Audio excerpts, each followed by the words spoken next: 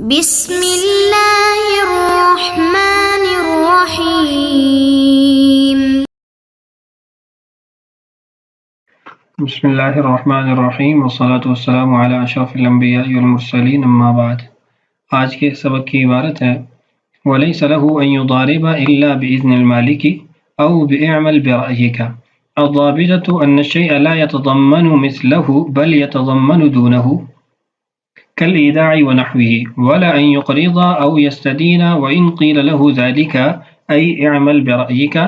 ما لم ينص عليهما أي على الاستدانة والإقراض، وإنما يصح المضاربة بإعمل برأيك دون الإقراض لأن المضاربة من صنيع التجار وهي مجلبة للربح بخلاف الإقراض إذ لا فائدة فيه.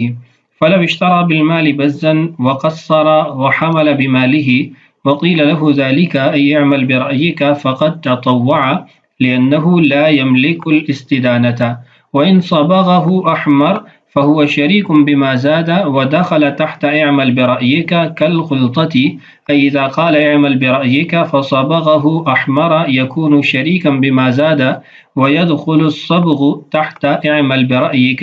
وكذا الخلط بماله بخلاف القصارة لأنه لا يختلط به شيء من ماله، وإنما قال صبغه أحمر حتى لو صبغه أسود فإنه لا يدخل تحت اعمل برأيك عند أبي حنيفة رحمه الله لأن السواد نقصان عنده، وأما سائر الألوان غير السواد فكالحمرة. ولا يضمن المضارب أي بصبغه أحمر وبالخلط بماله إذا قال اعمل برأيك، وله حصة صبغه إن بيع وحصة الثوب في المضاربة أي في مال المضاربة. یہ ہے آج کے ہمارے سبق کی عبارت.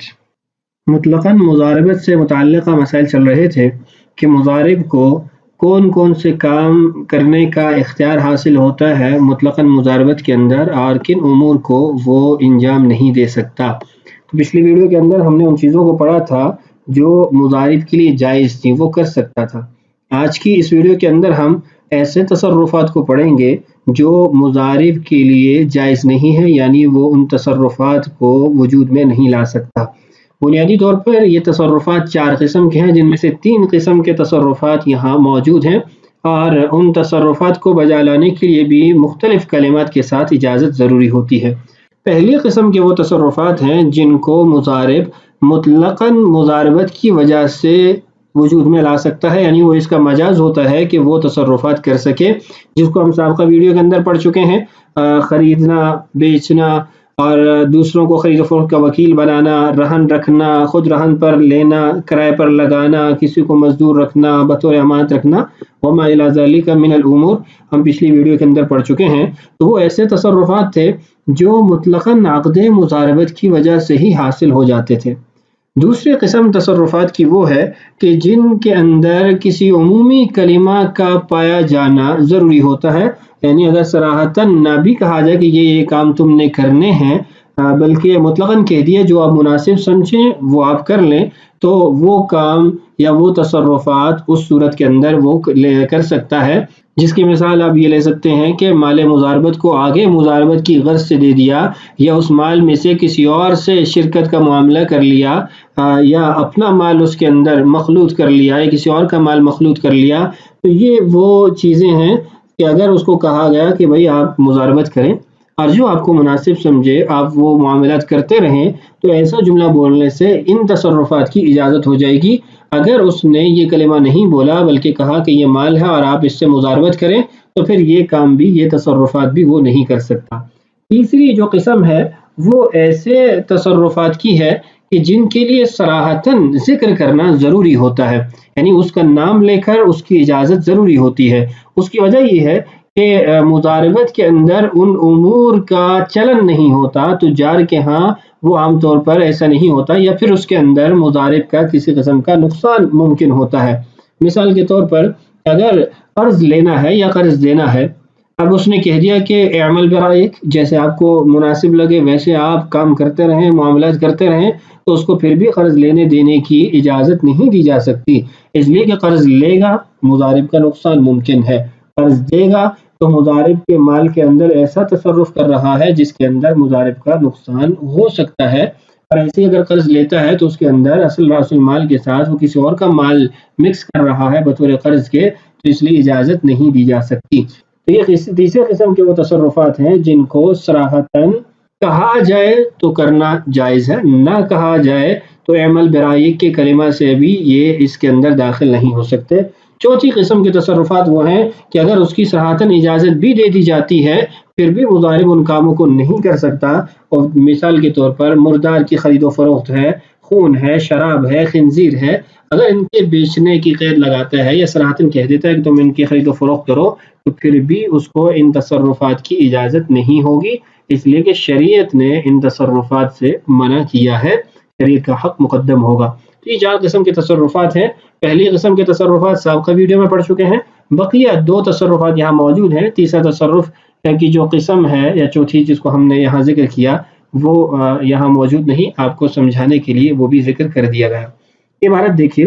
وَلَيْسَ لَهُ أَن يُضَارِبَ إِلَّا بِإِذْنِ الْمَالِكِ،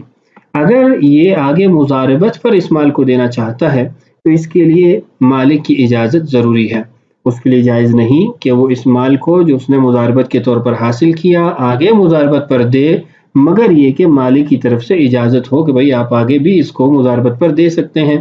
او بعمل برائی کا، صراحتاً اجازت تو موجود نہیں لیکن اس نے کہا کہ جیسے آپ کو مناسب لگے ویسے آپ کام کریں، تو اس صورت کے اندر بھی مضاربت پر اس کو دے سکتا ہے۔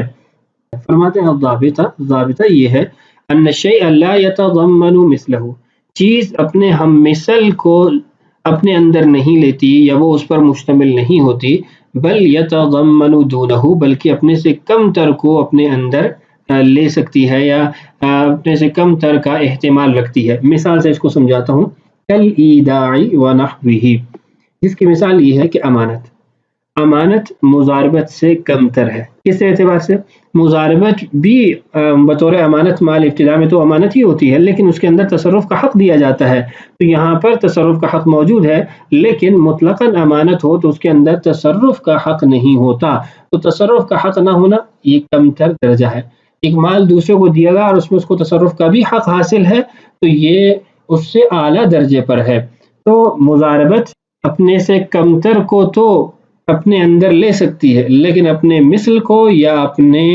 سے زائد کو نہیں لے سکتی۔ تو آپ دیکھیں کہ امانت ایسا امر ہے جو اعمل برأیک نہ بھی کہے پھر بھی اس میں داخل ہو جاتا ہے، صراحتاً اجازت نہ بھی ہو پھر بھی مضاربت میں یہ تصرف جائز ہے، لیکن مضاربت میں مضاربت کا تصرف اس کے لیے صراحتاً اجازت ضروری ہے، اور یا پھر اس کے لیے اعمل برائیک یا کوئی بھی عمومی کلمات جو تصرفات کو جائز قرار دے رہا ہو اس کا ہونا ضروری ہے۔ کیوں؟ اس لیے کہ مضاربت اپنے ہم مثل کو اپنے اندر شامل نہیں رکھتی، اس تصرف کے لیے اپنے ہم مثل تصرف کے لیے اس کے کسی عمومی کلمہ کی ضرورت ہے یا پھر صراحتاً اجازت کی ضرورت ہے۔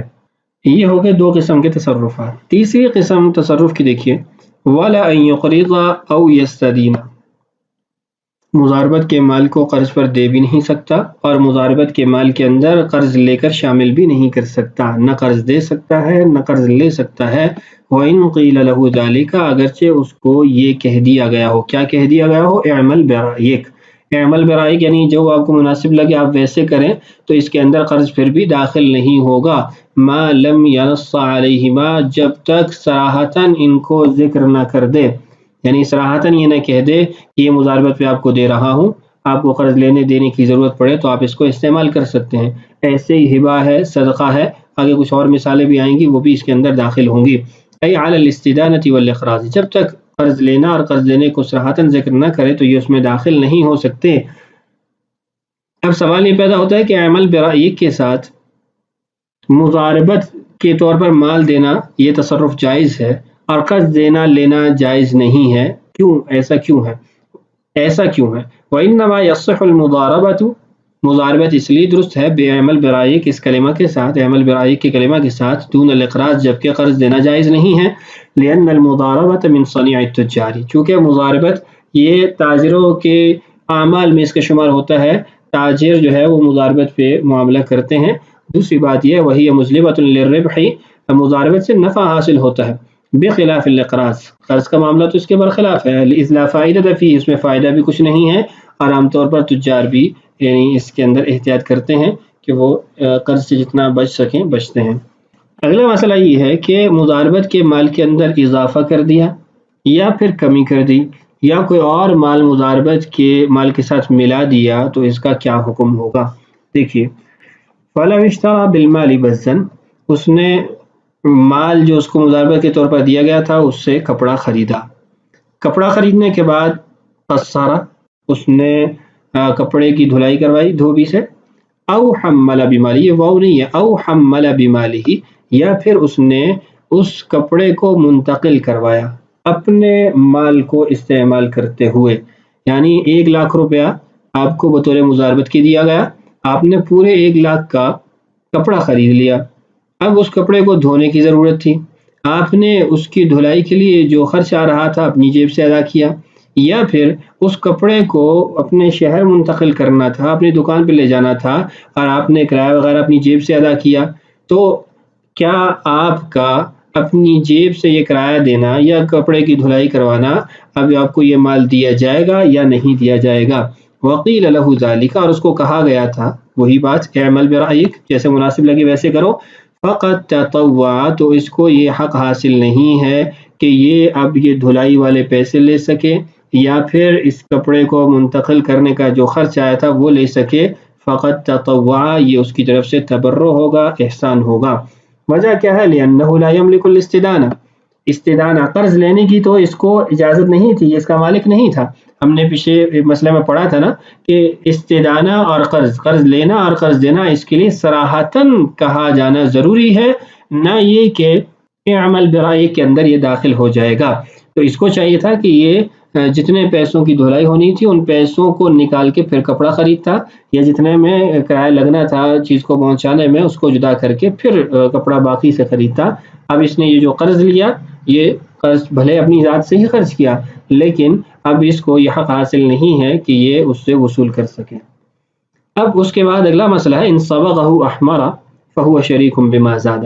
اگر اس نے کپڑا خریدا اور اس کو سرخ رنگ دیا تو یہ اس 1,00,000 سے جو پیسے زائد ہوں گے اس میں شریک ہوگا، فہو شریک بما زاد، جو زیادہ قیمت ادا ہو گئی ہے اس میں یہ شریک ہوگا۔ ودخل تحت اعمل برائک، اعمل برائک جو جملہ کہا گیا تھا اس کے اندر یہ چیز داخل ہو جائے گی، یعنی اس کو اجازت حاصل ہو جائے گی، اس کا یہ تصرف درست ہوگا۔ کالخلطۃ، یہ ایسی ہے جیسے اس نے مال اپنا اس کے ساتھ جوڑ کے چیز خرید لی تو شرکت ہو گئی، وہ درست ہے تو یہ بھی درست ہے۔ اعمل برائک کے اندر خلطہ یعنی شرکت بھی، اپنا مال جو ساتھ جڑا وہ بھی داخل ہو جائے گا، اور اگر کوئی سرخ رنگ جس سے اس کی قیمت میں اضافہ ہوا یا کوئی بھی رنگ جس سے قیمت میں اضافہ ہوتا ہے وہ بھی اس میں یعنی داخل ہو جائے گا، اس کو اجازت ہوگی۔ اذا قال اعمل برائک، اس کو کہا گیا تھا مضاربت کا مال دینے کے بعد کہ جیسے تمہیں مناسب لگے ویسے کرو، فصبغہ احمر، اس نے کپڑا خریدا، جتنے کا مضاربت پہ پیسے اس کو ملے تھا اس سب کا کپڑا خرید لیا اور پھر اس کے بعد اس کو سرخ رنگ دے دیا، یکون شریکا بما زاد، تو اس رنگ کی وجہ سے جو اس کی قیمت بڑھی اس قیمت کی وجہ سے یہ اس میں شریک ہو جائے گا۔ اب اس کو یوں سمجھیے کہ 1,00,000 کا کپڑا خریدا تھا، جب رنگ دیا تو وہ 1,10,000 کا ہو گیا، تو یہ 10,000 کا جو اس نے رنگ دیا اس کی وجہ سے یہ اس میں شریک ہو گیا۔ وَيَدْخُلُ الصَّبْغُ تَحْتَ اعمل برائک، رنگ دینا یہ اعمل برائک کے ساتھ اس کی اجازت میں داخل ہو جائے گا۔ وَكَذَا الْخَلْطُ بِمَالِهِ، ایسے ہی اگر اس نے اپنا مال اس کے ساتھ مخلوط کر دیا، اپنے مال کو بھی اس میں لگا کر چیز خریدی، تو پھر بھی اعمل برائک اگر کلمہ بولا گیا تھا تو اس صورت کے اندر یہ اس کو اجازت اور تصرف حاصل ہے، یہ شریک ہو جائے گا۔ اب سوال یہ پیدا ہوتا ہے کہ کپڑے دھونے کے معاملے میں ہم نے کہا تھا کہ وہ تطوع ہے، احسان ہے، اس کو یہ پیسے نہیں ملیں گے، جبکہ اس صورت میں ہم کہہ رہے ہیں کہ پیسے ملیں گے، تو اس کی وجہ کیا ہے؟ فرماتے ہیں بخلاف القصارۃ، کپڑے دھونے کا مسئلہ اس کے برخلاف ہے۔ کیوں؟ لأنه لا يختلط به شيء من ماله، کیونکہ دھونے سے اس کپڑے کے اندر کسی قسم کا اضافہ نہیں ہو رہا، یعنی اس کے مال سے کوئی اضافہ ثابت نہیں ہو رہا، تو اس لیے اس کی شرکت بھی ثابت نہیں ہوگی، اور جو اس کی طرف سے خرچ ہوا ہے وہ تطوع ہوگا، تبرع ہوگا، احسان ہوگا۔ اب یہاں پر جو سرخ رنگ دینے کی بات ہوئی ہے اس سے متعلقہ ایک وضاحت ہے۔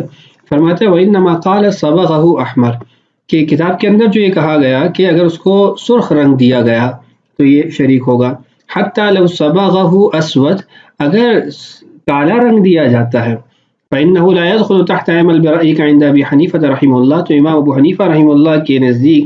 یہ اعمل برأیک کی جو اجازت ہے اس کے اندر داخل نہیں ہوگا۔ وجہ کیا ہے؟ لأن السواد نقصان عنده، ان کے نزدیک کالا رنگ یہ نقصان ہے، اس سے قیمت میں کمی آتی ہے، نہ یہ کہ اضافہ ہوتا ہے، جبکہ صاحبین کے نزدیک اس صورت کے اندر بھی اعمل برأیک کے کلمہ کے اندر یہ داخل ہوگا۔ یہ امام ابو حنیفہ رحمہ اللہ اور صاحبین کا جو اختلاف ہے یہ زمانے کے اختلاف کی وجہ سے ہے۔ امام صاحب کے زمانے میں کالا رنگ یہ نقصان کی علامت تھی، اس سے قیمت گرتی تھی، جبکہ صاحبین کے زمانے میں اس سے بھی قیمت میں اضافہ ہی ہوتا تھا، کمی نہیں ہوتی تھی۔ وَأَمَّا سَائِرُ الْأَلْوَانِ غَيْرُ السَّوَادِ فَكَالْحُمْرَةِ، بقیہ جو رنگ ہیں کالے رنگ کے علاوہ وہ سارے سرخ رنگ کی مانند ہی ہیں کہ اس سے جو ہے وہ قیمت میں اضافہ ہوتا ہے اور وہ اعمل برأیک کے تحت داخل ہو جائے گی، جس سے وہ شریک ہو جائے گا۔ وَلَا يَضْمَنُ الْمُضَارِبُ، اور مضارب ضامن نہیں بنے گا، کب؟ بِصَبْغِهِ أَحْمَرَ، جب اس نے سرخ رنگ دے دیا اس کپڑے کو، ایسے ہی وَبِالْخَلْطِ بِمَالِهِ، اس نے مال کے جو اپنا اس کے ساتھ خلط کر دیا، جوڑ دیا، تو اس سے بھی وہ ضامن نہیں بنے گا، کب؟ اِذَا قِيلَ بِاعْمَلْ بِرَأْيِكَ، جب اس سے یہ کہا گیا تھا کہ جیسے آپ کو مناسب لگتا ہے ویسے آپ کام کریں۔